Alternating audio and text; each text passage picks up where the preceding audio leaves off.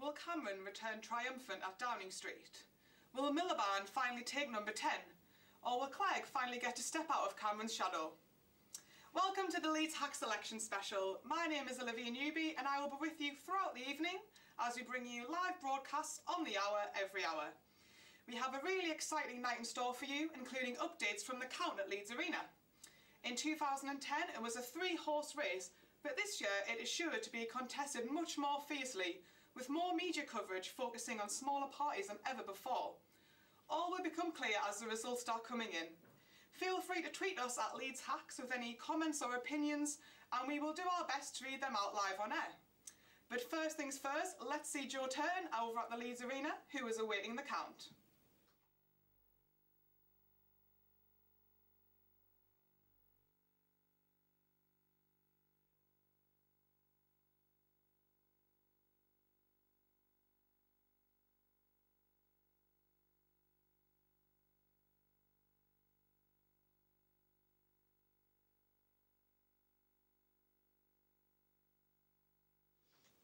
Now, the UK general election outcome is decided via the first past the post system.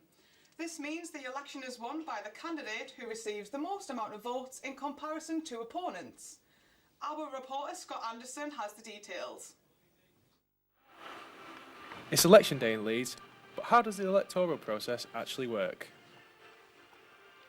I'm here outside Leeds Civic Hall to speak to electoral officer John Mulcahy on how he helps the run-up to the election and the election day itself run smoothly.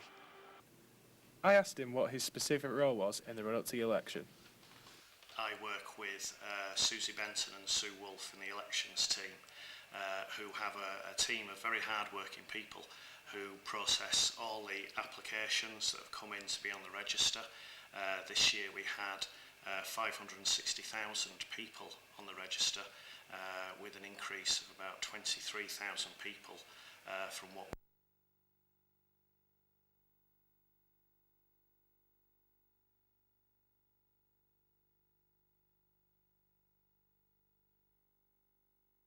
or 11,000 applications on the 20th of April, and that team, that elections team, are the people who are responsible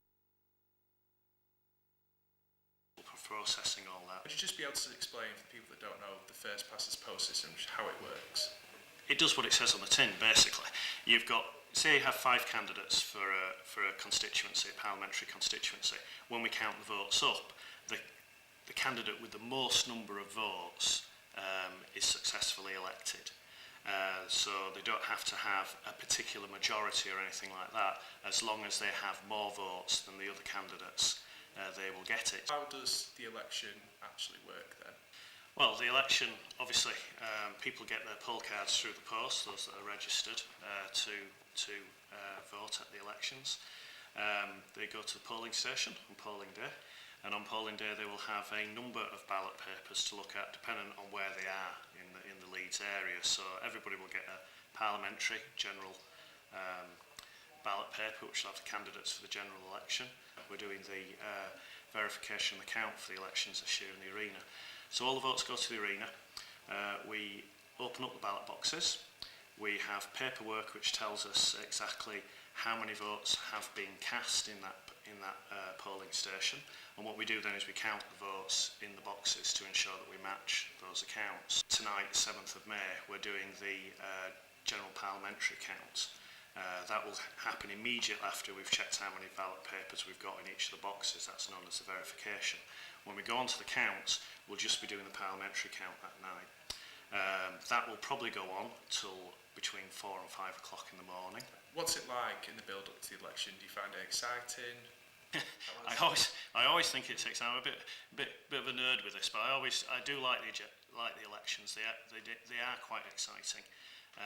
It is like I say, it's an event that a lot of people attend, and I find that on the night of the count itself, there's always a buzz in the air. It was great to speak to John about how the election process works. I'm sure him and all his team's hard work will pay off in the end. I'm Scott Anderson, reporting for Leeds Hacks News. Sorry, we do apologise about the slight sound glitch on that video.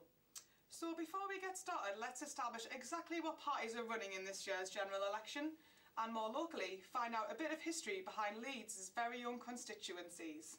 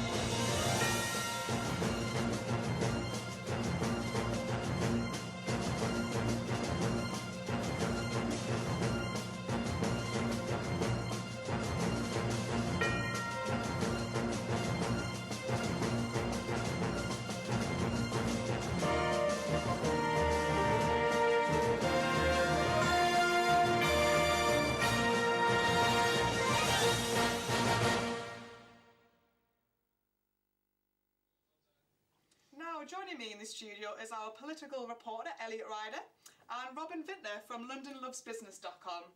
Hello Robyn, thank you for coming in. So Elliot, have the exit polls come in yet? Yes, so far it looks as though we're heading for another hung parliament, our second hung parliament in 2 general elections. This would mean that no party has an overall majority in the House of Commons, with 326 seats being the magic number to achieve an overall majority.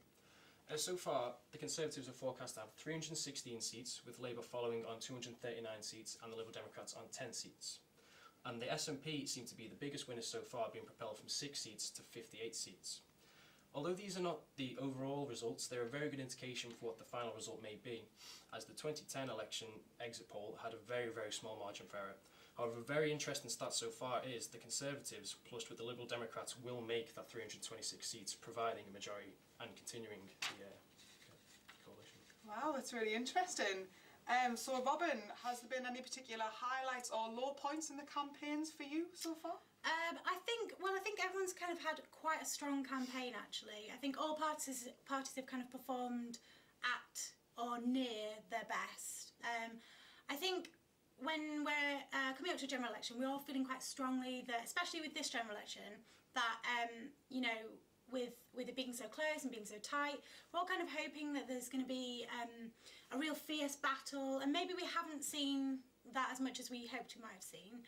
And the other thing I guess a lot of people are hoping for in the run-up to a general election is candidates to make mistakes and to slip up. And I'm thinking of maybe in 2010 of Gordon Brown's famous bigot gate, where he called a Labour voter a bigot.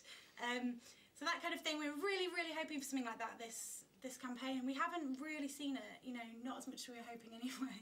I think a reason that may have fizzled out, apparently the leaders' debate may have taken place a bit too early in the campaign. It was in the first week. If they'd brought that in a bit later in the election campaign, people may have been more engaged and been more inclined to, you know, put a bit more effort into the campaign.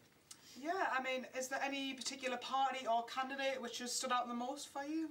I think, well, like I said, I think all of the parties have performed really strongly and really performed to their best, and the smaller parties have done a really good job in kind of getting their voice out there. I'm thinking definitely UKIP, obviously, but the Greens as well. SNP in Scotland, I think they've all been performing quite well. Ed Miliband stands out as a leader who has kind of brought himself forward a little bit from before, from back when he was maybe a bit more of a figure of ridicule. and he's managed, hopefully, I think for a lot of voters, managed to kind of come forward as a bit more of a leader. So I think he's looking quite strong. Yeah, how about you, Elliot? Any particular party stood out for you? Well, I think the fact that we have 7 parties, including that election, it may bring back another option for another alternative referendum vote, as first past the post may appear outdated if we have 7 parties gunning for victory rather than just 2 in future elections. Yeah, I mean, do you welcome the fact that there's been 7 parties standing for election this year? Yeah, I think I'm hoping that it's really engaged voters a lot more in this election. I think in 2010 it really was still very much a kind of 2-party race, with the Lib Dems a little bit thrown in there as well. Whereas this year I think people have felt a bit more represented by parties. Whether that'll kind of reflect in the final vote count, I'm not really sure, but up until now it seems like there are a lot more people choosing to vote for parties that they wouldn't have voted for before. So I think it, you know, it's really kind of positive for people. Yeah, cool. Well, that concludes the first of our hourly election update. We will see you at 11 for the latest in the 2015 general election. And remember, keep firing those tweets in to us at Leeds Hacks.